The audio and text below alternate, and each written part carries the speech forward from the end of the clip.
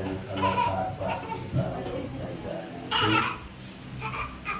పరిశుద్ధాత్మ దేవుడు పనిచేసి నిరంతరంగా దీనికారుగా ఏ రకంగా మా దీనివల్ల మా ప్రజల నుంచి అగ్రాసు నుంచి రాసినట్టుగా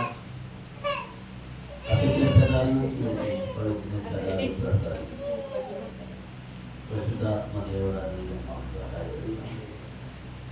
ఆదియు అంతవరకు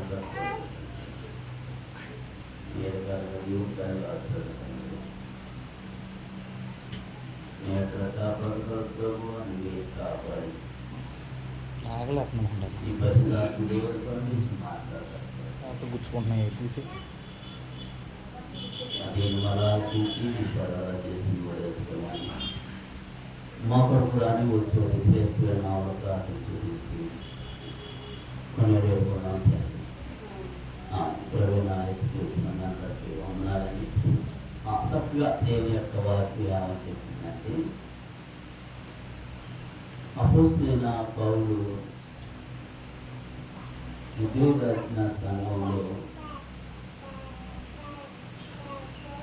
గొర్రెకు గొప్ప కాపురై ఉన్నాను అని చెప్తున్నాను. గొర్రెలకి మంచి కాపురగా ఉండాలంట. గొర్రెలకి మంచి కాపురగా ఉంటే యేసును తమ ప్రభు శిష్యమైన నిబంధన ఆ నిబంధన సంబంధమైన చూడండి 20 కానించాలి 10 అధ్యాయం 20 కానించాలి ఎక్కువ వాక్యం చెప్తుంది.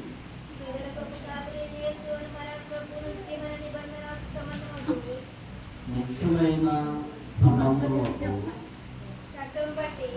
రక్తాన్ని బట్టి ఎక్కడ వచ్చి లేపాడు అంటే రక్తాన్ని బట్టి మృతులోంచి లేపిన సమాధానకర్త యొక్క దేవుడు యేసు క్రీస్తు ద్వారా దాని దృష్టికి అనుకూలమైన దానిని మనలో జరిగించు ప్రతి మంచి విషయంలోనూ తన చిత్త ప్రకారం చేయటకు నువ్వు సిద్ధపరిచిన గాక యేసు క్రీస్తు భావములకు మహిమయు కలుగు గాక. కొంచెం చెడు జరిగింది సార్ ఏం చెప్తారు? కొంచెము చెడు జరిగితే దేవుడు మర్చిపోతారు. అభికీర్తం జరిగితే దేవుడిని మర్చిపోతారు. ఎందుకు అభికీర్తం జరిగిన దేవుడు మర్చిపోతారు? లేకపోతే మేలు జరిగితే దేవుడిని అమడతారు. దేవుడి యొక్క వాక్యం ఏమని చెప్తుందంటే పశువుల రక్తం ఏ రక్తం ఇది చూడండి. అక్కడ దేవుని యొక్క ఏమంటుందంటే ప్రభువైన నిత్యమైన నిబంధన సంబంధమైనప్పుడు సంబంధమైన రక్తాన్ని బట్టి ఎక్కడ వస్తుంది సమాధానకర్త అయిన దేవుడు అని ఏ ప్రశ్న వచ్చినా కానీ చెప్పండి సమాధానం లేకుండా ఉంటాం. అంత దరిద్ర కాడించి దరిద్రవారు సమాధానం ఉందా అంటే చెప్పండి. ఎక్కడ చూసినా అసమాధానమే. సమాధానం దొరికిద్దామని ఎంతో పార్కులాడుతూ ఉంటారు. ఎక్కడ చూసినా కానీ ఎంత కొత్త వివాహాలైనా కానీ కొత్త జంట అయినా కానీ సమాధానం దొరికిద్దా అని ఎదుగుతా ఉంటారండి. ఎక్కడ చూసినా కానీ సమాధానం ఆ కుటుంబంలో ఉండనే. యేసుక్రీస్తు వారి ప్రభుని నమ్ముకున్న వారు కూడా, యేసుక్రీస్తు వారి ప్రభుని వెంబడించిన వారు కూడా భార్యాభర్తలు మాట్లాడుకున్నట్లుగానే ఉంటారు. ఏకం కలిగా జీవించినట్లుగానే జీవిస్తారు. కానీ ఆ కుటుంబంలో ఏం లేకుండా ఉంటుందంటే సమాధానం లేకుండా. ఎక్కడ సమాధానం దొరికింది?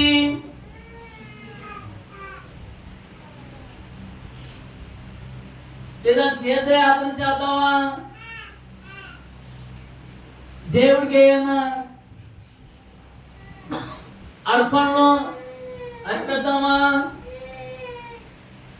ఏటేటా ఒక ఎద్దునే కానీ ఓ మేకనే కానీ ఓ కోడినే కానీ అర్పిద్దామా, అర్పించిన కానీ ఆ కుటుంబంలో సమాధానం దొరకదు. కానీ ఎక్కడ దొరికింది మరి సమాధానం అంటే తండ్రైన దేవుని యొక్క రక్తం ద్వారా మనకి సమాధానం. చూడు, తండ్రైన దేవుని మన ప్రభు నిత్యమైన నిబంధన సంబంధమైన రక్తమును బట్టి అర్థమైన మృతుల నుండి లేపినట్లుగా, మృతుల నుండి సజీవ యాగంగా మిమ్మల్ని పైకి తీసినట్లుగా. చచ్చిన వాళ్ళు లేకపోతారా అనొచ్చు. చచ్చిపోయిన వాళ్ళు అందరినీ లేకపోతారంటే దేవుడికి ఇష్టమైన వాళ్ళని లేపాడు. నీకు ఇష్టమైన వాళ్ళు కాదు. యేసుక్రీస్తు వారి ప్రభు వారికి ఇష్టమైన వారి అందరినీ బతికించాడు. అర్థమైనా? తండ్రైన దేవుని యొక్క వాక్యం ఏమంటుందంటే మృతుల నుండి లేపిన సమాధానకర్తయగు దేవుడు యేసు క్రీస్తు ద్వారా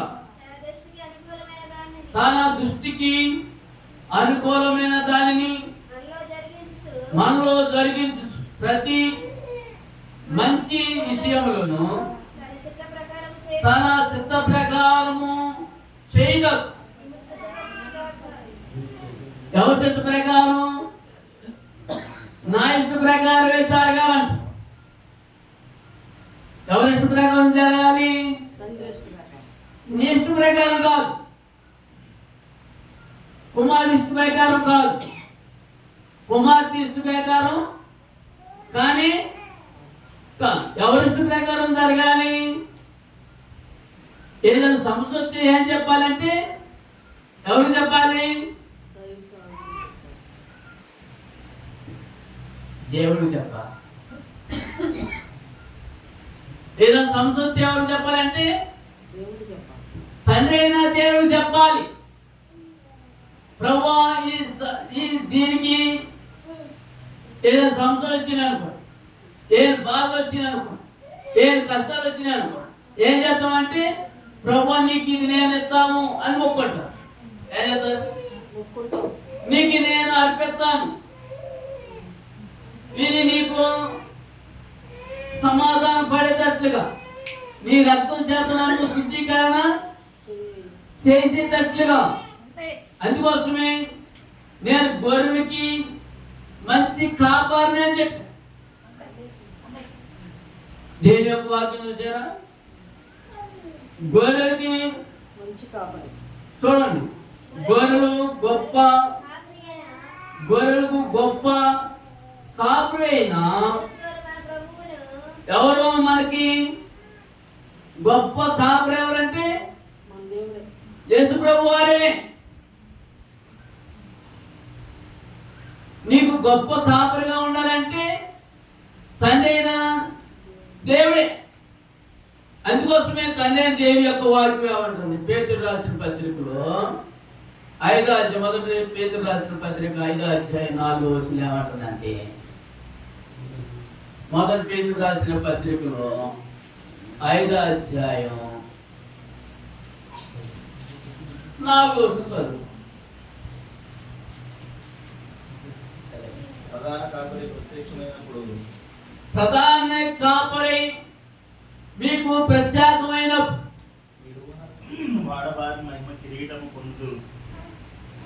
ప్రధాన కాపరి మీకు ప్రత్యేకమైనప్పుడు మీకు కాబట్టాడు అనుకోండి, యేసు ప్రభు ఎదురుకొని నిలబడ్డాడు. తండ్రి అయిన దేవుడు మీకు ఎదుర్కొంటా నిలబడనుకోండి,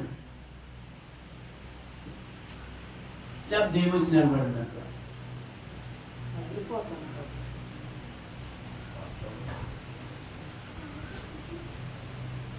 ఎదుర్కొంటూ వచ్చి దేవుడు నిలబడినట్టు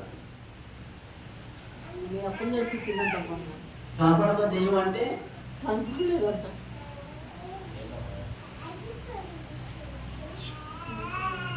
యేసుక్రీస్తు వారు ప్రభువారు మీకు ప్రత్యేకమైన తండ్రి అయిన దేవుడు మీ దగ్గరికి వచ్చినప్పుడు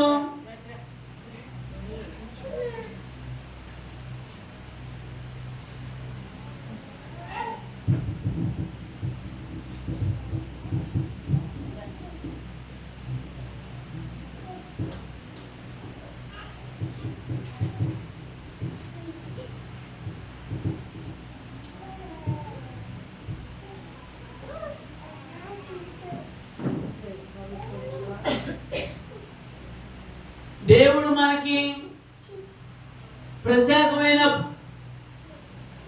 దేవుడు మన ఎదుట నిలబడితే కనుక చూడండి, దేవుని యొక్క వాక్యం ఏమంటుందంటే 4 వచనంలో అన్నారు, ప్రధాన కాపరి మీకు ప్రత్యేకమైనప్పుడు మీరు వాడబారిన మహిమ కిరీటము పొందుదురు. ఏ కిరీటం అంట?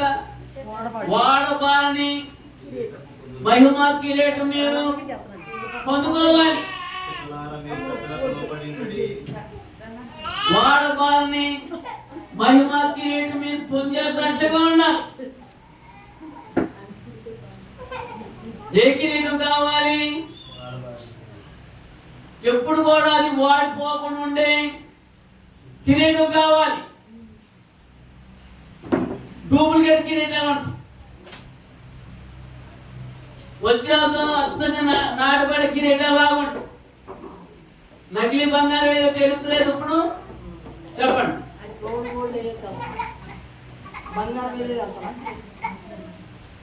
ఒరిజినల్ గోల్డ్ ఏం చెప్పలేదు, ఓల్డ్ గోల్డ్ అయినా ఒకసారి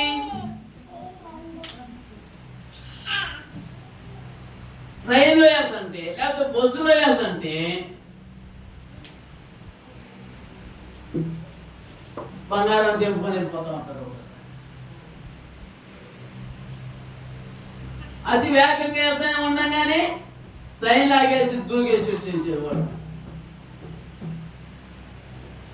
కానీ దేని యొక్క వాక్యం ఏమంటుంది? వాడబారిని మహిమ కిరీటం మీరు పొందుకోవాలి.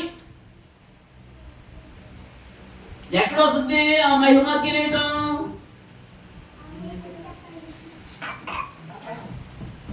ఎవరు పెట్టాలి నీకు నెత్తి మీద కిరీటం? ఎవరు పెట్టాలంటే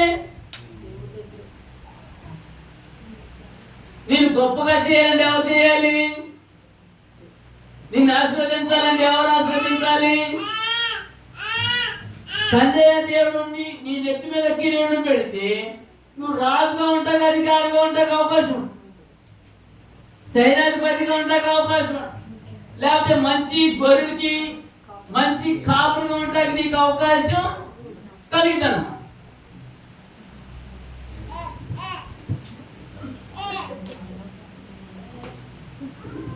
మహిమ ఘనతకు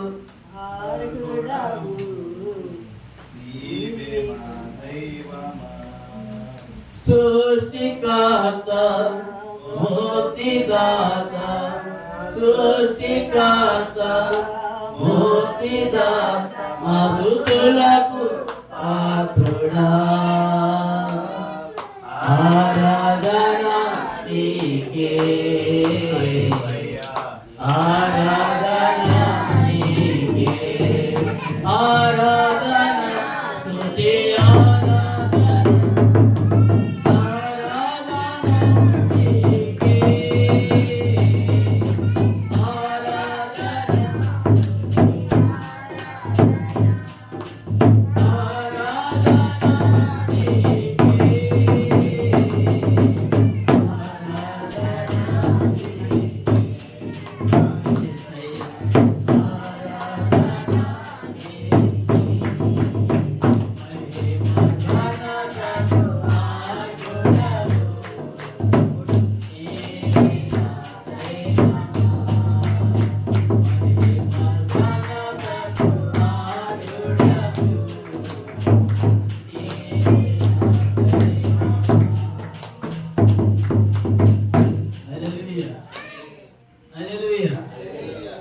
అందరూ నేను గనుడుగా ఉండాలి, గనురాలుగా ఉండాలనే ఉద్దేశం.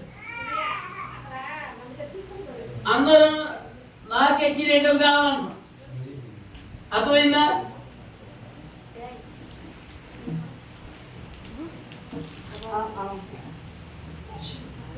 అందరూ నాకే కిరీటం కావాలి.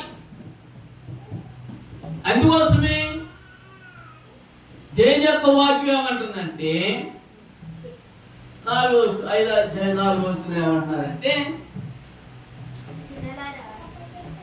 ప్రధాన కాపురి ప్రత్యక్షమైనప్పుడు ప్రధాన కాపరి ప్రత్యేకమైనప్పుడు మీరు వాడబారిని మహిమా కిరీటం పొందుకోవాలి.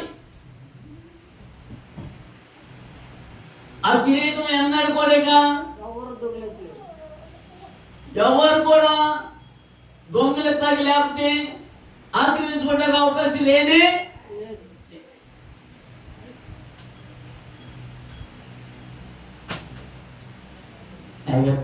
చెప్తున్నాడుగా లేకపోతే అనుకోగా మీరు ఎంతలేదని నేను పాట పాడాను. ఏదో శివ అన్నాడు. ఈ చెవిటి ఎంత ఉంటున్నావు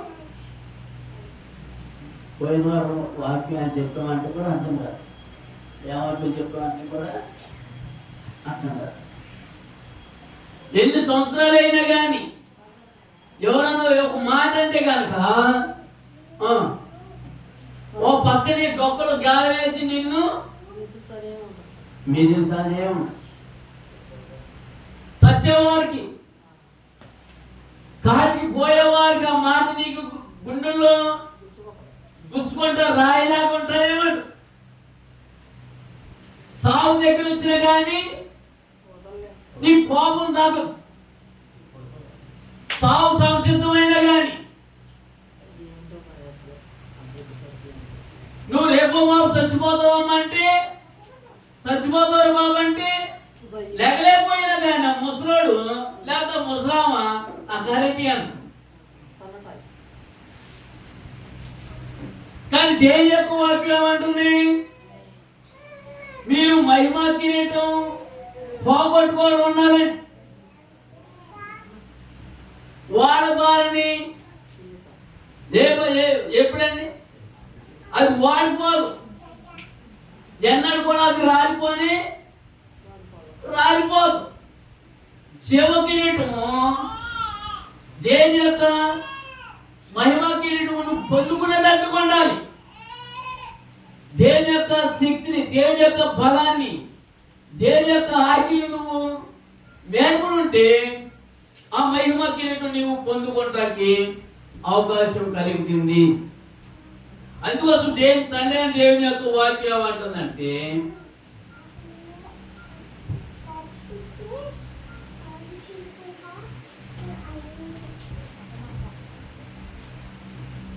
వాక్యం చదువుకో 5:4 ఏమంటుందంటే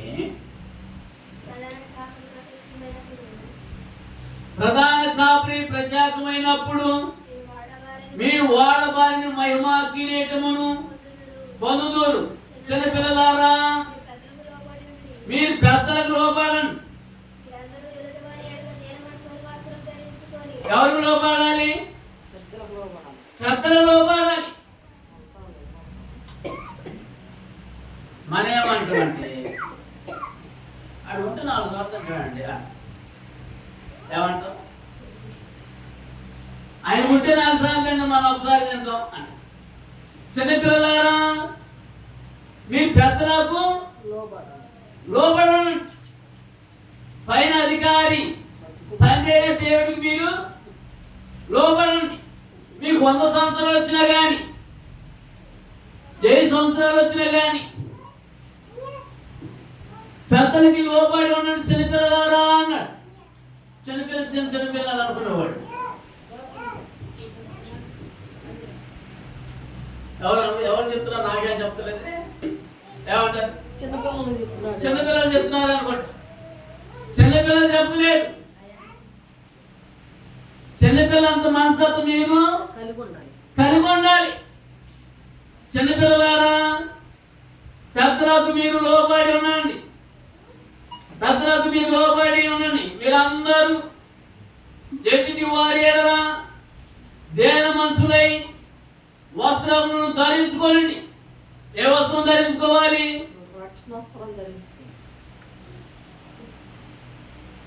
మీరందరూ ఎదుటివాని ఎడల దీన మనసు అనే వస్త్రం ధరించుకొని మిమ్మల్ని అలంకరించి. ఏ వస్త్రం ధరించుకోవాలి? దేన మనసు వస్త్రాన్ని ధరించుకోవాలి. బట్ట వస్త్రాలు అనుకోకండి.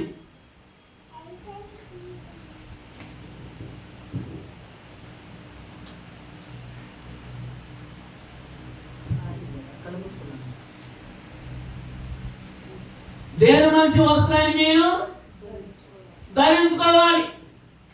దేన మనిషి వస్త్రం అంటే ఏంటి? నచ్చకుండా వస్త్రాలు, పట్టుకోగానే జారిపోయి వస్త్రాలు. అయ్యానా? ఎలాంటి వస్త్రాలు ధరించుకోవాలి? నీ హృదయం దేన మనసుతో ఉండాలి. దేనత్వం కలిగి ఉండాలి. దేనత్వం కలిగి ఉంటే కనుక దేవుడు నేను దేవుడు నిన్ను చూడు. దేవుని యొక్క వాక్యం ఏమంటుందంటే, చిన్నపిల్లలారా మీరు పెద్దలకు లోబడి ఉండండి. మీరందరూ ఎదుటి వారి ఎడల ఏమండాలి? ఎదుటి వారి ఎడల దేన వస్త్రం ధరించుకున్న వారిగా ఉండాలి. ఎదుటి వారి ఎడల దేన వస్త్రం ధరించుకున్న వారిగా ఉండాలి. అంటే ఎదుటి వారిని నువ్వే గొప్ప అనుకోకూడదు. నాకంటే ఆయన గొప్ప ఆయన అనుకోవాలి. ఎవరైనా సరే, ఎంత పనికిమాలోడైనా సరే, నాకంటే ఆయనే గొప్ప ఆయన అనుకో చెప్పుకోవాలి. అర్థమైందండి? నువ్వు ఎంత ఉన్నతమైన స్థాయిలో ఉండవు కానీ నా మీద ఆయనే గొప్పవాడు అని చెప్పి, నా మీద ఆమె గొప్ప అని చెప్పి, నేను ఎందుకు పనికిరాని వాడిగా ఉండాలి అనుకో. అప్పుడు దేవుడు నిన్ను ఏం చేస్తాడంటే జీవ కిరీటము నేను ఎత్తుగా పెడతాడు. ఆడెంత అన్నావు అనుకో, దేవుడు నిన్ను పాతంలోకి దొక్కుతాడు. అక్కడ ఏడుపును పడుకొని ఉంటూ ఉంటుంది. అర్థమైనా? ఆడేందండి నా గోటు ఖరీదు కూడా చేయడం, పార్టీ ఖరీదు కూడా అంట. ఏమంట? ఆడెక్కడ, నేనెక్కడ, నా స్థాయి ఏంటి, ఆ స్థాయి ఏంటి అనుకోడు. అది దేన మనసు వస్త్రం ధరించుకునే బుద్ధి ఉంటే కనుక, నీకు దేన మనసు కలిగే మనస్తత్వం ఉంటే కనుక, ఎదుటి వారిని ప్రేమించే మనస్తత్వం నువ్వు ఉంటానికి అవకాశం కలిగి. అందుకోసమే దేవుని యొక్క వాక్యం అంటుందంటే, ఆ చిన్నలారా మీరు పెద్దలకు లోబడి ఉన్నాను. మీరందరూ ఎదుటి వారి దేన మనసు వస్త్రాన్ని ధరించుకోండి, మిమ్మల్ని అలంకరించుకోండి. అక్కడ చూసావా అంట. ఏమంటారు?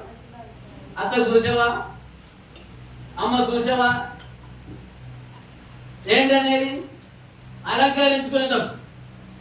ఏం అలంకరించుకోవాలి? ఏం అలంకరించుకోవాలి? పెళ్ళికి వెళ్ళేటప్పుడు ఎంత ముస్తాబాద్ అయిపోతాం అంటే మన దగ్గర లేకపోయినా కానీ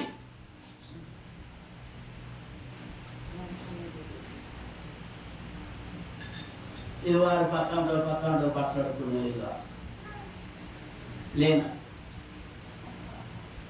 అరే చెప్పిన బాగులేదు కానీ చెప్పలేరను.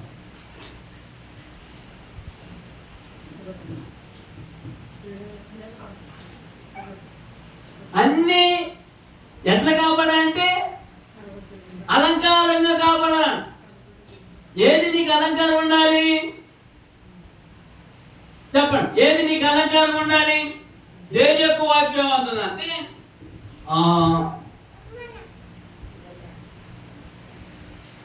మిమ్మలను అలంకరించుకొని దేవుడు అహంకారాలను ఎదిరించి దీనులకు కృప అనుగ్రహించి. నాకంటే అని వెళ్ళాలనుకో ఎదరం మీద ఎవడు కొడుతుంటాడు సరదాడా. నాకంటే బాగా స్పీడ్గా వెళ్ళామనుకో ఎక్కడికో స్పీడ్ వెళ్ళలేదు పొడుగుడు కింద పెడతాం. అందుకోసమే దేని యొక్క వాక్యం అంటుందండి, ఎదుటి వారికి దేని మనసు కలిగి వారిగా ఉండాలి. ఎదుటి వారిని బాధ పెట్టువారుగా ఉండకూడదు. ఎదుటి వారిని శ్రమ పెట్టువారుగా ఉండకూడదు. అందుకోసమే దేని యొక్క వాక్యం మనకి ఏమని చెప్తుందంటే దేని వస్త్రం ధరించుకొని ఎదుటి వారి దేన మనసు వస్త్రములను ధరించుకొని మిమ్మల్ని మీరు అలంకరించుకొని దేవుడు అహంకారులను ఎదిరించి దీనులకు కృప అనుగ్రహిస్తాడు. అహంకారికి ఏం దొరకదు. ఆ లోటు అహంకారే తప్ప, ఆ లోటు వచ్చేవే తప్ప వాళ్ళకి ఏమి దొరకదంట. వీడు అదిరిపోయాడు బాబు, ఇది వారికి ఎంత అదిరిపోయేవాడు అంటారు చూసావా? ఆయనకి ఏం దొరకదంట. చిట్టు చివరా గారికి వాడితో పాటు ఎవరు వచ్చి వాడుకోవడం చనిపోయినప్పుడు నన్ను తీసుకెళ్తా కూడా ఇష్టపడ్డాను. ఎందుకని? వీడు గర్విష్ఠుల బాబు అంటారంట. మొన్న ఒక ఆయన చచ్చిపోతే ఎంత జనం అంటే చెప్పలేనంత జనం. ఎందుకని? మంచోడు. నువ్వు కనుక అహంకారికతో ఉండవను, అత్యంతో ఉండవను, నీ మొహం ఇంకా ఎవరు కూడా చూడండి చూడ. కానీ దేని యొక్క వాక్యం అంటుంది, అహంకారాలను ఎదిరించి దీనులకు కృప అనుగ్రహిస్తాడు. ఎంత కృప ఇస్తాడంటే చెప్పలేనంత కృప అనుగ్రహిస్తాడు.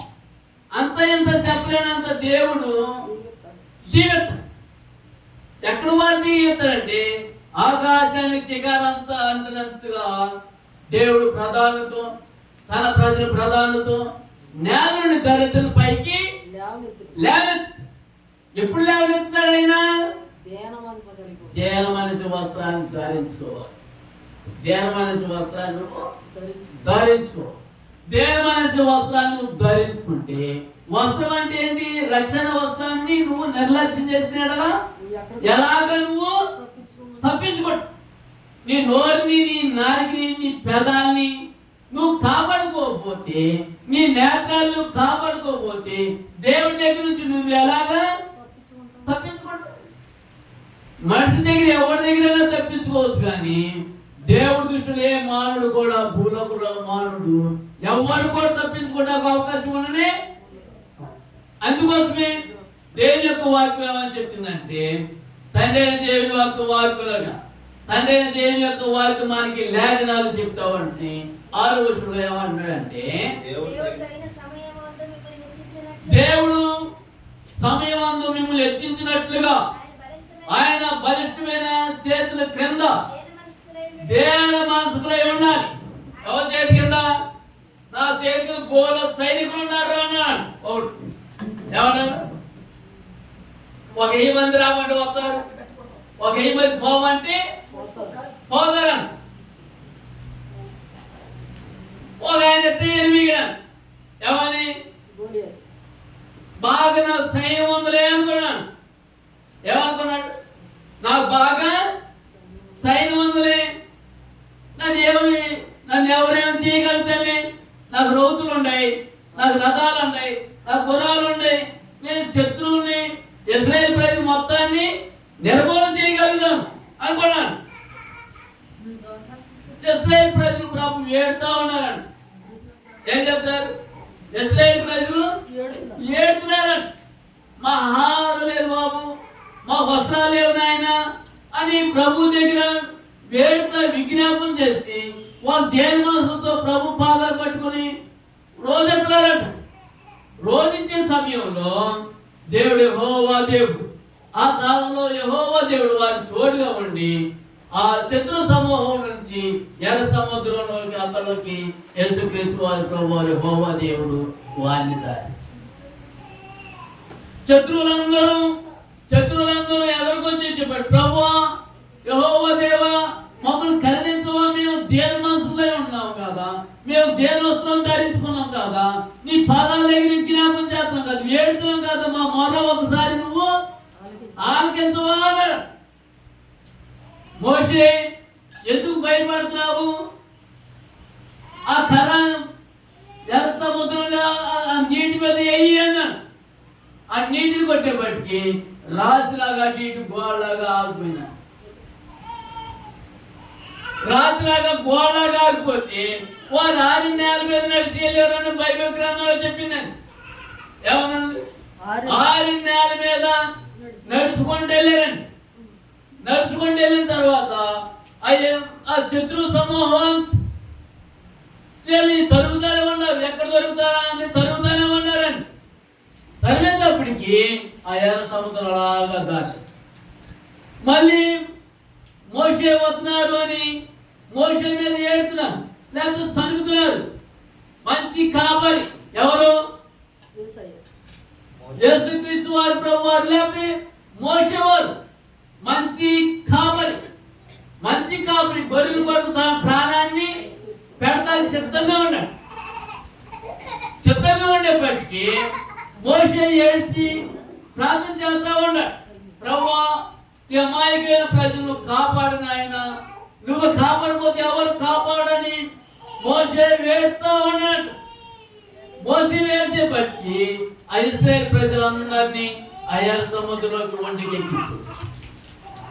ఆ శత్రు సమూహం రౌతు రథాలు గుర్రాలు వేసుకొని వచ్చేసేపటికి మోషే మళ్ళీ ఆజ్ఞాపించారు.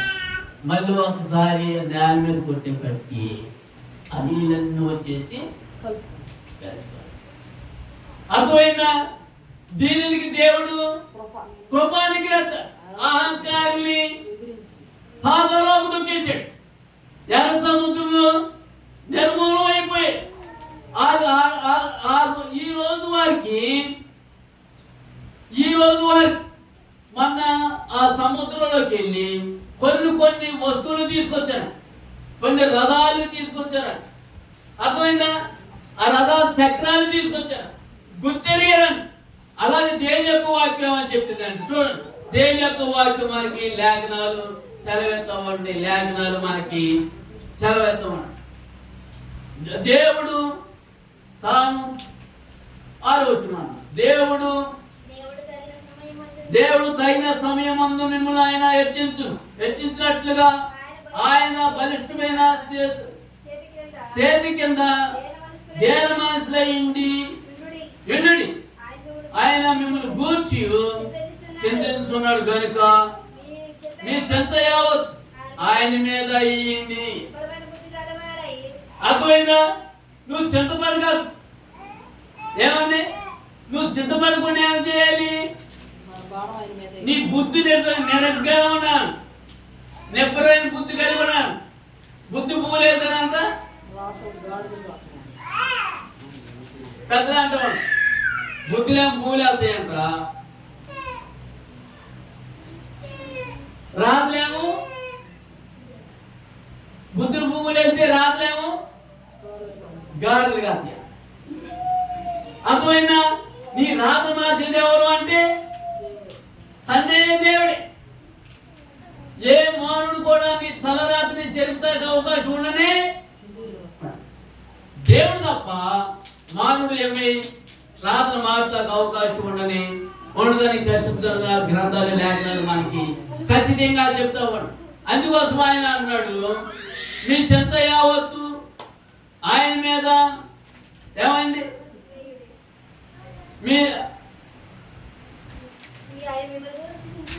ఆయన మిమ్మల్ని గూర్చి చింతిస్తున్నాడు కనుక మీ చింత యావత్తు ఆయన మీద వేయండి. నిబ్బరమైన బుద్ధి కలిగి మెలకువగా ఉండండి. మీ రోజైన అపవాది గద్దించు చెమ్ములాగా ఎవరు మింగినా అని అదే చేస్తారంతా ఎదుర్కొంటే ఏది అదే చేస్తుందా పడుకుందలేదు ఎప్పుడో దాని పాలు పీకినా కానీ అది పంచతో కొట్టింది, దాని పొడి పీకినా కానీ అర్థమైందా? అదే నన్ను చేస్తుందిలే, అదే నన్ను ఏమేమి చేస్తుందిలే, ఒకటే కదా అనుకుంటే వెళ్ళేవాను. అది పంచేతో కొట్టింది అనుకో ఏమి లేకుండా. అందుకోసమే గద్దించి చెమ్మల ఎవరు మింగినా అని మీరోజు అపవాది గద్దించి చెమ్మల ఎవరు మింగినా అని ఎదుగు తిరుగులాడుతున్నాడు. ఏం 9వ వచనం ఏమన్నారంటే, నిబ్బరమైన బుద్ధి కలిగి మెలకుగా ఉండండి. మీ విరోధైన అపవాది ఏం చేస్తుంది, మీ విరోధైన అపవాది ఎవరు మింగినా అని మీకు నిద్రపోతూ ఉండాలనుకో, ఆయన దాడి వచ్చినట్టుగా దరిద్రత నీ కొంపులోకి తినేటప్పుడు నిద్ర రాదండి, వస్తుందా? తినేటప్పుడు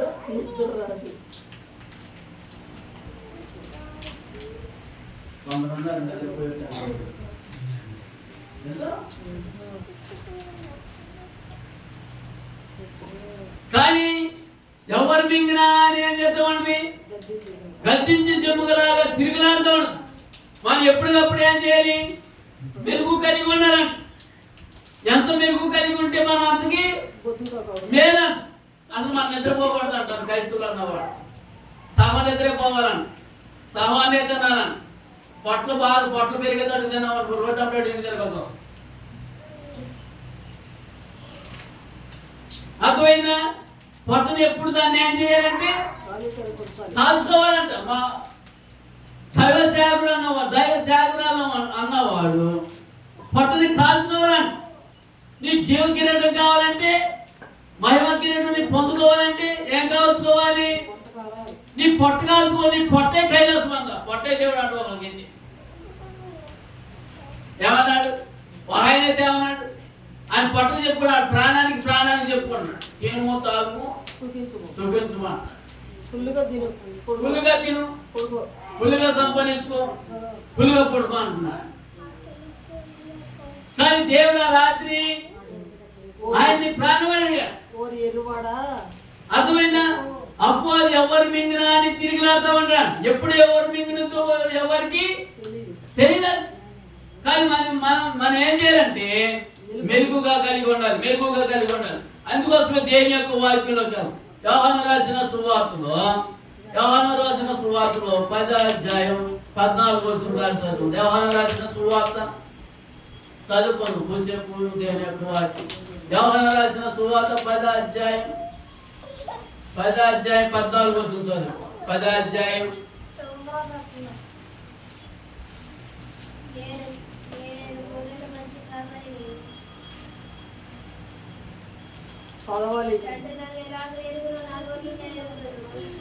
నేను గొర్రెలకు మంచి కాపరిని. ఎలా ఉండాలండి? మనుషుల్ని ఎప్పుడు నువ్వు సంతోష పెట్టేదట్టుకుంటే దేవుడు నిన్ను దీవిస్తామంటాడు. దేవుడు నిన్ను ఆశీర్వదిస్తా ఉంటాడు. దేవుడు నిన్ను అభివృద్ధి చేస్తా ఉంటాడు.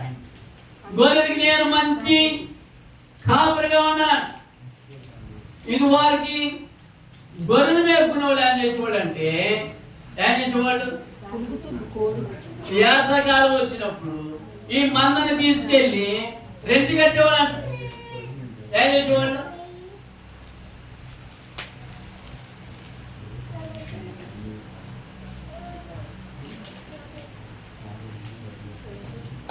ఆయనేనా సంగీతము బలమైన తోడయను జీవాధిపతియు ఆయనే జీవితకాలమున స్తుతించెదను ఆయనేనా సంగీతము స్తుతుల మధ్యలోన కోసం చేసి స్తోత్రాల పాడి దేవుడాయని స్తుతుల మధ్యలోన కోసం చేసి స్తోత్రాల పాడి దేవుడాయని నాపస్తుల స్వరము విని నాపస్తుల స్వరము విని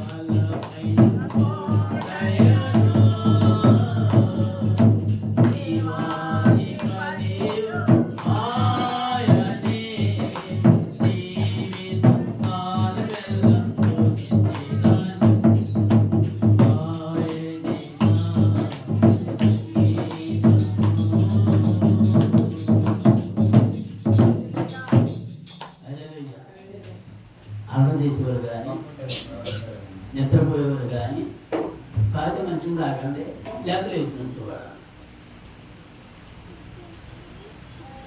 తాగితే మంచిగా తాగ లేకపోతే వేసినారు వాడు పంట అటు ఇటు ఎవరి మీద కూడా పడతారు ఈ పుల్లన వాడాలి లేకపోతే పుల్లన వాడాలి అర్థమైందా అప్పుడు అది ఎవరు మింగునా అని తీసుకుంటా ఎవరు మింగునా అని పాత్ర లేకపోతే వాళ్ళు మింగేస్తారు ఎవరు దొరికితే మింగి ప్రార్థన చేసేటప్పుడు కొడుకున్న కూడా మింగేస్తుంది అర్థమైందా చాలా జాగ్రత్త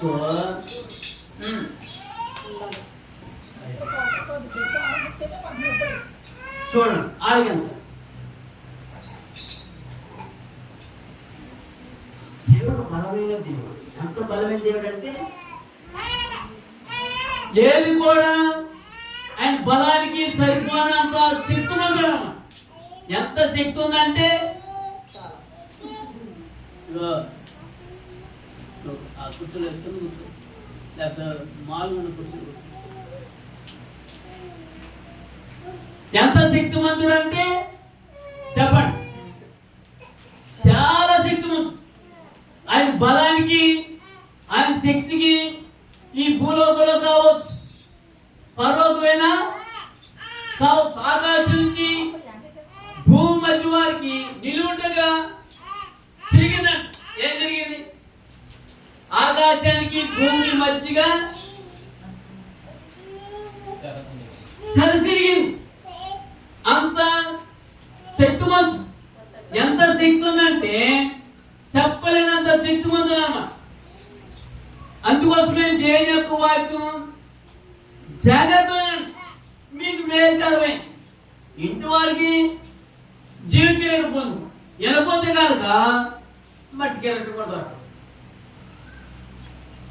అర్థమైనా? చాలా జాగ్రత్త ప్రభు యొక్క వాక్యాన్ని అర్థం చేసుకోవాలి.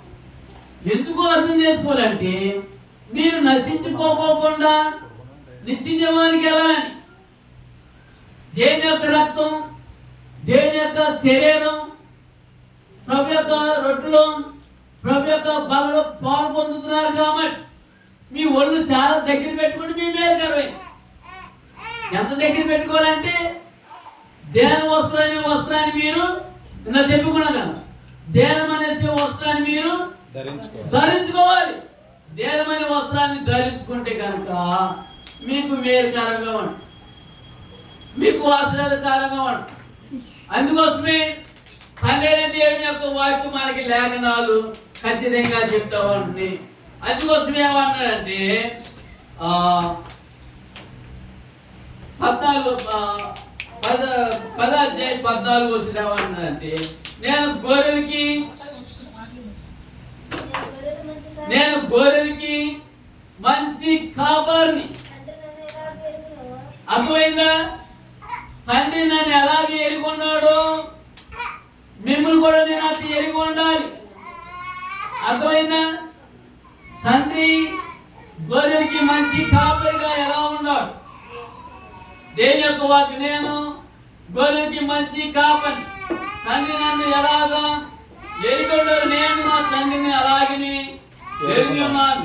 అలాగే నేను నా గొర్రెలను ఎరుగుదును, గొర్రెలు నన్ను ఎరుగును, మరియు గొర్రెల కొరకు నా ప్రాణాన్ని పెడుతున్నాను. అర్థమైందా? నీ కుమారుడికే కానీ, నీ కుమార్తెకే కానీ, నీ మనవడికే కానీ, మనరాలకే కానీ ఏదో రోగం వచ్చిందంటూ ఏమంటావు? అవసరం నా రక్తం తీసుకోయా. ఏమంటావు? అవసరం నా రక్తాన్ని తీసుకో. నీ చెడిపోయిన రక్తం ఎందుకమ్మా? నీ రక్తం ఒక ఆయన ఎక్కించు. ఆ పిల్లలు చచ్చిపోతాడు అని చెప్పి ఈ తండ్రి రక్తం ఎక్కించాడు పసిగుడ్డికి. ఆ పసిగుడ్డికి ఎక్కించేపాటి ఈ రక్తం చెడిపోయిన రక్తం ఆ దాటో చెక్ చేసుకోవడం గొప్ప ఎక్కించాడు. ఆ తండ్రి రక్తం తీసి కొన్ని దినాలు ఐస్ క్రీమ్ పెట్టినట్టు కొన్ని దినాల వారికి మళ్ళీ అంత రక్తం అంతా శుద్ధీకరణ అయ్యేవారు. ఎవరైనా రక్తం చెక్ చేయకుండా పెట్టాడంటే ఎవడో కూడా ఉంటాడు, పనిమాలడు అని చెప్పుకుంటారు. అలా చేసేవాడి కొన్ని దినాల వారికి కొనేసు మళ్ళీ ఆ సేవ్ అవుతాయి. ఆ రక్తం మళ్ళీ శుద్ధీకరించేస్తాక చెడిపోయిన రక్తం తీసేసి మంచి రక్తం ఎక్కిస్తాయి. యేసుక్రీస్తు రక్తం ఎలాంటిదంటే అమూల్యమైన రక్తం. ఎలాంటి రక్తం? యేసు ప్రభు రక్తం. మనకు లేక చెడిపోయిన రక్తం కాదు, చెడు తలంపులు కాదు, చెడు ఆలోచన కాదు. వరాన్ని పుట్టిన వరపుత్రుడు, పరలోక రాజ్యాన్ని ఏకైక దేవుడు, ఆకాశాన్ని భూమికి మధ్యవర్తి అయిన తండ్రి అయిన దేవుడు, మంచి గొర్రెలకి నేను మంచి కాపరి, గొర్రెల కొరకు నా ప్రాణం పెడు. అర్థమైందా? ఎదుటి వారికి అపాయం జరిగితే నీ ప్రాణం పెట్టేవాడే గొర్రెలకి మంచి కాపరి, మంచి అధికారి, మంచి సైనికుడు, మంచి గొర్రెలకి కాపరిగా ఉన్నవాడు దైవ సేవకుడు. ఎదుటి వారికి కీడు చేసేవాడు వాడు దైవ సేవకుడు కానే కాపరి కానే కాదు. యేసుక్రీస్తు వారు ప్రభు అన్నాడు, నిన్ను వాళ్ళని పొరుగు వారిని ప్రేమించు అన్నాడు. ప్రేమించే మనస్తత్వంలో నువ్వు ఉండాలి. ప్రేమించే మనస్తత్వం ఉంటే దేవుడు నిన్ను మంచి జీవ కిరీటాన్ని అనిగిలేదు. దేని మనసు కలిగి దేనితో పుత్రుడు కంటే దేని యొక్క వాక్యం ఉంది చూడండి. దేన మనసు కలిగి దీనులతో పగవారింటి కంటే పగవారింటి కంట కొవ్వుని ఎద్దు మాంసం తినే కంటే దేన మనసు కలిగి దీనితో పొత్తునుడు నీకు మేలుకరమైన ఆశీర్వాదకరమైన. అందుకోసమే దేవుని యొక్క వాక్యం అంటుందంటే గొర్రెని నేను మంచి కాపారిని, తండ్రి ఎలాగ నన్ను ఎరుగున్నానో నేను నా గొర్రెలకు నేను తండ్రిని ఎలాగ ఎరుగుదునో అలాగనే నేను కూడా గొర్రెలను ఎరుగుదును. నేను కూడా గొర్రెలను ఎరుగును. నా గొర్రెలు నన్ను ఎరుగును. గొర్రెలు నన్ను ఎరుగును. మరియు గొర్రెల కొరకు నా ప్రాణము పెట్టుతున్నాను. వేరు గొర్రెలను నాకు కలవు. వాటిని కూడా నేను తోడుకొని రావాలను. ఏదో దొడ్లో ఉన్న గొర్రెలు కూడా యేసుక్రీస్తు వారి ప్రభు ఎరగొన్న గొర్రెలు కూడా ఒక రోజున నేను తోడుకొని రావాలి. నేను ఆ గొర్రెను కాదండి, నా వేరే గొర్రె అండి అన్నగాని ఎవరిదైనా. కానీ దేని యొక్క వాక్యం ఏమంటుంది చూడండి, దేని యొక్క వాక్యం ఏమని చెప్తుందంటే 10వ వచనంలో నేను దానిని మరలా తీసుకొని వచ్చినట్లుగా నా ప్రాణము పెట్టుచున్నాను. ఇందువలననే నా తండ్రి నన్ను ప్రేమించున్నాడు. ఇందువలన నా తండ్రి నన్ను ప్రేమించున్నాడు. ఎవడు నా ప్రాణం తీసుకొనడు. ఆ గొర్రె సావాలి, ఆ గొర్రె సావాలి, ఆ గొర్రె సావాలి అని ఆ మందలో కన్నీ కూడా తోలేతరా. ఎవరు నేను కాపరి.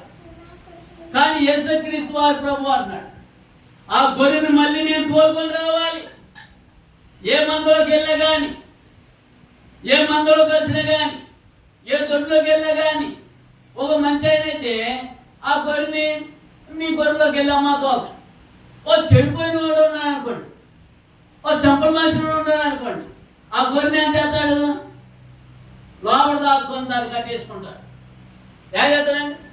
ఆ గొర్రెని దొంగలు తాకి ఆయన గొర్రె కాదు, ఎదుటివారి గొర్రెని ఏం చేయాలి? ఎదుటివారి గొర్రెల్ని ఎదుటివారు మందలకు తోసి. కానీ దేని యొక్క వాక్యం ఏమంటుంది? ఆ మందలో కాలపోయిన ఒక రోజునే ఈ గొర్రెలన్నీ ఒక దొడ్లోకి రావాల్సింది. మరి ఎన్ని గొర్రెలు ఉండగాని ఒక దొడ్లోకి రావాల్సింది. తండ్రి దేవుడి దగ్గరికి మీరందరూ ఏ మతానికి చెందినా, ఏ జాతికి చెందినా, ఏ వరానికి చెందిన కానీ ఈ గొర్రెలన్నీ ఒక దొడ్లకే చాలాలి. అప్పుడు గొర్రెల్ని మేకలు ఏర్చేసినట్లుగా దేవుడు ఒక రోజుని నిన్ను ఏర్చాడు.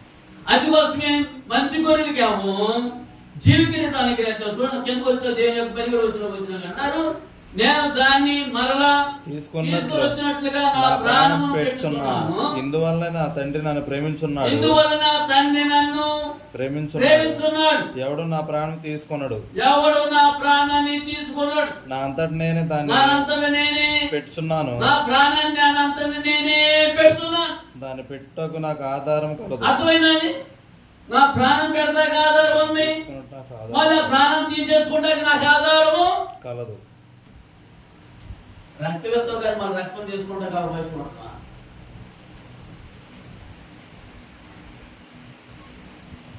ఇచ్చిన రక్తం మనం తీసుకుంటామండి, ఇంకో రక్తం ఎక్కించుకోవాల్సిందే. కానీ యేసుక్రీస్తు వారి ప్రభు అన్నారు నేను ప్రాణం పెడతాను, మళ్ళీ నా ప్రాణం నేను తీసుకుంటాను. పెట్టే అధికారం ఉంది, తీసుకునే అధికారం నాకు కలదు. అందుకోసమే దేవుని యొక్క వాక్యం ఏమంటుందంటే నా తండ్రి వలన ఈ ఆజ్ఞ పొంది తినవని నేను. నా తండ్రి వల్ల నీ ఆజ్ఞ నేను పొంది తిని. తండ్రి నిన్ను ఆశీర్వదించాలి. ఎవరు ఆశీర్వదించాలి? బయటలో ఆశీర్వదించాలా? నెత్తి మీద ఎంత రాయి పెట్టుకుంటారు బయట. తండ్రి నిన్ను ఏం చేయాలంటే ఆశీర్వదించాలి. ఎవడాశ గొప్ప అంటే తీసుకుంటారా? చీపురు కూడా చీపురు కూడా మనకి ఎవరు వాళ్ళు ఇచ్చిన కానీ మన చీపురు ఆయనకి ఇచ్చేయాల్సిందే. ఇచ్చేతో నువ్వు వండించుకుంటా చీపురు గారు తీసుకుంటే ఇవ్వాలి. ఎంత బలవంతమైన సరే ఇవ్వాల్సిందే. కానీ దేని యొక్క వాక్యం ఏమంటుందంటే ప్రాణం పెడతాకి అధికారం ఉంది నాకు, ప్రాణం తీసేసుకుంటా కదా నాకు అధికారము కలదు. అందుకోసమే దేవుడు నాకు ఆ అధికారాన్ని అనుగ్రహించాడు అని చెప్పి నాకు దేవుని యొక్క వాక్యం అంటుందంటే 19 వచ్చినాక ఈ మాటను బట్టి యూదులలో మరలా భేదం పుట్టాను. యూదులలో మళ్ళీ భేదాలు పుడతా ఉన్నాయి. వారిలో అనేకులు వాడు దయ్యం పట్టిన వాడు ఏమన్నారండి? వాడు దయ్యం పట్టిన బాబు దయ్యం పట్టిన వాడేంటి అన్నారండి. వెర్రివాడు అన్నారు. ఆయన మాట ఎందుకు వింటున్నారు? అర్థమైందండి. వాక్యం చెప్తుంటే దేవుడు మాట చెప్తుంటే ఏమన్నారండి? వీడు ఎర్రోడండి, వీడు దెయ్యాలు అధిపతండి, దెయ్యాలు కొడతాడండి, బోధలు చేసి చూడండి, సాధనలు చేసి చూడండి, ఎదురు వారికి కీడు చేసి చూడండి ఏంటి. కానీ దేవుడు యేసుక్రీస్తు వారి ప్రభు ఏమన్నాడు? గొర్రెల కొరకు నా ప్రాణాన్ని పెడతాను, నేను గొర్రెల కొరకు నా ప్రాణాన్ని సమర్పించుకుంటున్నాను, కానీ మీరు నా మాట వినట్లేదు అన్నాక దేని యొక్క వాక్యం. మరికొందరు ఇవి దయ్యం పట్టిన వాడు, కొందరు ఏమన్నారంటే ఇవి దయ్యం పట్టిన వాడు, ఇవి మరికొందరు ఇవి దయ్యములు పట్టిన మాటలు కావు, ఈ దయ్యం పట్టిన మాటలు కావు, దయ్యము గుడ్డివారి కన్నులు తెరవగలదా? అర్థమవుతుందండి. దయ్యం అయితే గుడ్డోడి కన్ను తెరవడతాయా? ఆ కన్ను ఇంకో కన్ను పొడిచింది, మంచి కన్ను ఉంటే ఇంకో కన్ను పొడిచింది, ఏం చేస్తుంది? దయ్యం అయితే ఈ కన్ను కూడా పోగొడతా చూస్తుంది, కానీ గుడ్డోడి కన్ను తెరబడతాయా? కళ్ళు లేని దేవుడు కళ్ళు ఇచ్చాడు, కుష్టి వ్యాధుల్ని దేవుడు బాగు చేశాడు, స్వస్థత ఇచ్చాడు. నీకు ఇష్టమైతే ప్రభు నన్ను శుద్ధిగా చేయగలవా? నాకు ఇష్టమేనని ఆ కుష్టి వ్యాధులను ముట్టుకున్నాడు. ఎవడన్నా అడుక్కునేవాడు అంటాను వాడు వస్తే ఎడగండ్రా బాబు అంట. కానీ యేసుక్రీస్తు వారి ప్రభు ఏదైతే ఆ కుష్టి వ్యాధులను కూడా ముట్టుకొని ఆయనకి అధికారం ఉంది. నీకే అధికారం ఉంది?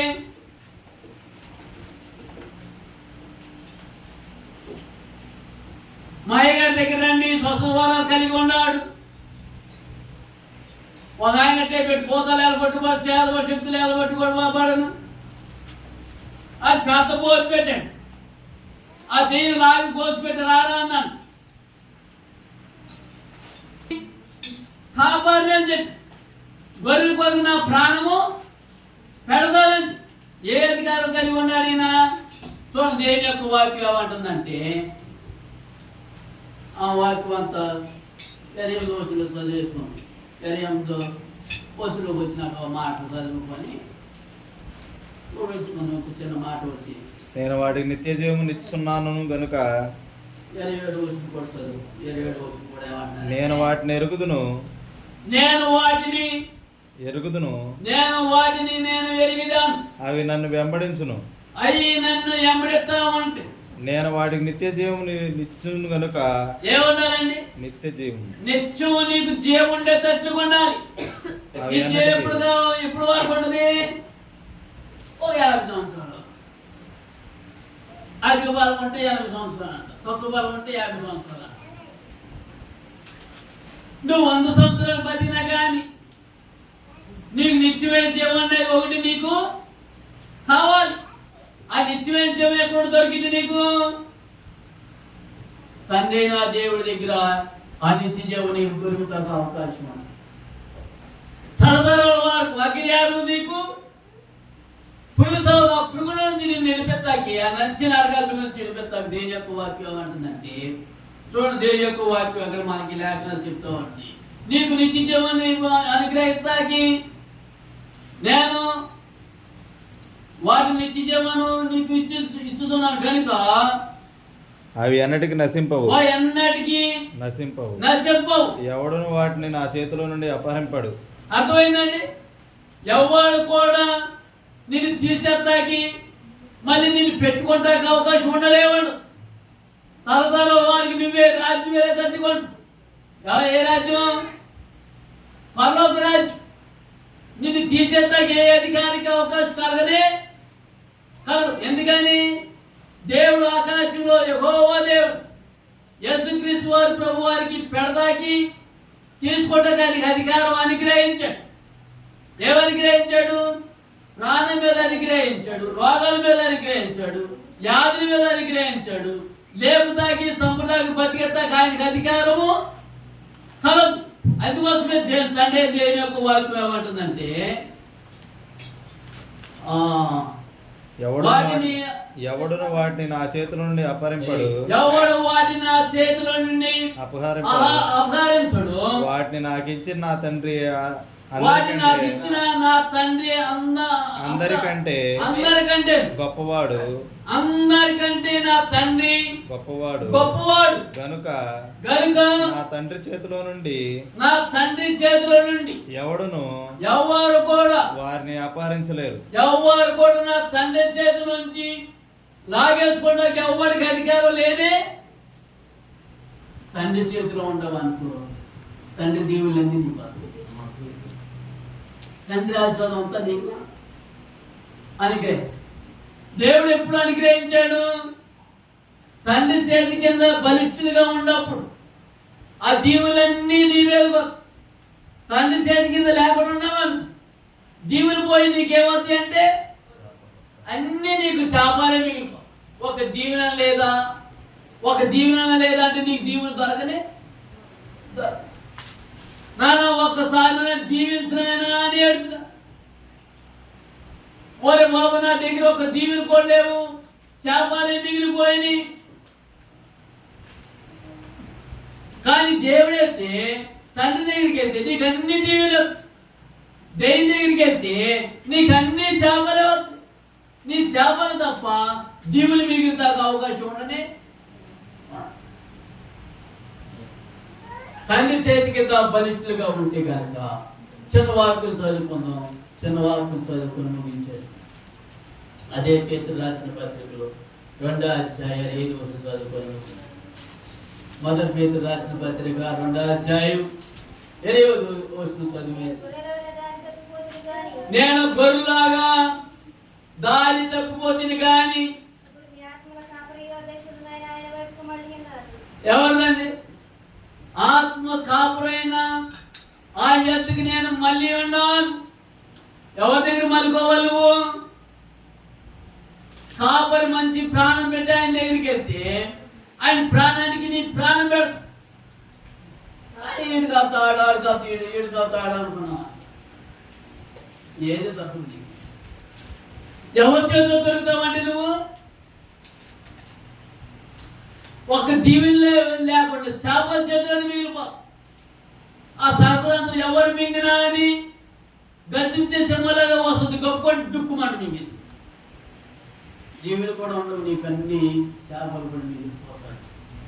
కానీ దేవుని యొక్క వాక్యం ఏమంటుందంటే, చూడండి దేవుని యొక్క వాక్యం ఏమంటుందంటే 2వ అధ్యాయం 5వ వచనంలో దేవుని యొక్క వాక్యం ఏమంటుంది? పేతురు రాసిన పత్రికలో, నేను గొర్రెలాగా దారి తప్పిపోతుంది కానీ. అర్థమైందండి? ఎటు పోయి వచ్చిన మళ్ళీ ఈ దొడ్లోకి రావాలి. ఎవరి దొడ్లోకి రావాలి? తండ్రి అయిన దేవుడి దగ్గరికి రావాల్సిందే. నువ్వు ఏ దేశం వెళ్ళినా, ఏ పల్లె వెళ్ళినా, ఏ పట్టణం వెళ్ళినా ప్రభు అయిన తండ్రి దగ్గరికి వచ్చి కనుక నువ్వు వేడితే కనుక మళ్ళీ ఆ దొడ్లో నిన్ను చేర్చుకుంటావు సంసిద్ధంగా. నీకు ఏ కిరీటం వేస్తాడంటే దేన మనసు కలిగి దీనితో దేనత్వం కలిగి దేనమని వస్త్రాన్ని ధరించుకుంటే కాక. దేనత్వం అంటే ఏంటి? మంచి మంచి వస్త్రాలు కాదని బాబు, తగ్గించుకునే మాట్లాడుతూ ఉంటారు. దేవుడు అప్పుడు నిన్ను పెంచుతాడు. గర్విష్ఠులకి ఏమి దొరకదా? గర్విష్ఠులకి అసలు ఏమి దొరుకుతాం అనుకుంటారు, ప్రయాసపడతారు, కానీ వాళ్ళకి ఏమి దొరకకుండా కొంతకాలమే అలా గడిచిపోతూ పట్టు. కానీ వాళ్ళు చూస్తారు కూడా కనపడకుండా మట్టిలో కల్పించబడతారు. దేవ మనసు గారి దీవులతో మనం ప్రభు పాదాల దగ్గర విజ్ఞాపన చేస్తే చిన్న మాట చదువుకున్న అక్కడే పేతురు రాసిన పత్రికలో 25వ వచనంలో చెప్పి దేవుని యొక్క వాక్యం అంటే 25వ వచనం చదువు.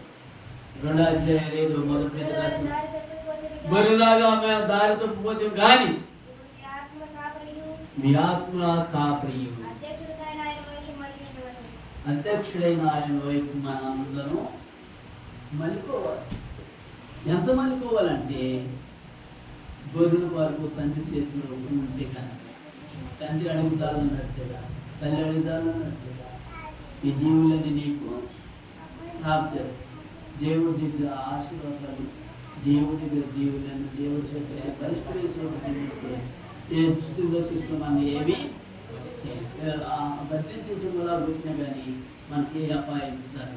ఆయన ఎక్కడి కింద మనం పరిష్కరించి ఎక్కడికి కాచి కాపాడి కనుక దేవుడు మనల్ని మన కుటుంబాన్ని దీవించాల్సిన అవకాశం పొదువాకు దేవుడు దీవించుగా ప్రేమానం ఆశీర్వాదం ఈ వాక్యాన్ని మేమందరూ దొడ్లో ఉండే బాధ మా ప్రార్థన మా ఈ బలెట్టు కింద ఒక ప్రాణం పెడతాడు, ప్రాణం తీసుకుంటాడు. మా జీవితం మేము జీవితం పొందుకోపోతే మా ప్రయత్నం ఆది అందువరకు వారికి నీరు పెట్టుకోలేదు. గ్రామపై కన్ను కాపు తెలిపోయి కాపు సాధించి దుష్టికి దురాత్మ వేసుకున్నాము శివుని నామలు ఆగి ఎవరు మిగినాన్ని గర్తించే వాళ్ళు తిరిగి చిక్కులని నేస్తున్నాను. నీ పరిష్టమైన రెడ్డి కింద కాచి కాపాడుతాను. నీ పిల్లలు తెలుసుకున్నప్పుడు గొర్రెలు మంచి నేను మంచి కాపుగా మాట్లాడుకోవాలి. నా ప్రార్థన మారికి త్వరగా చేసి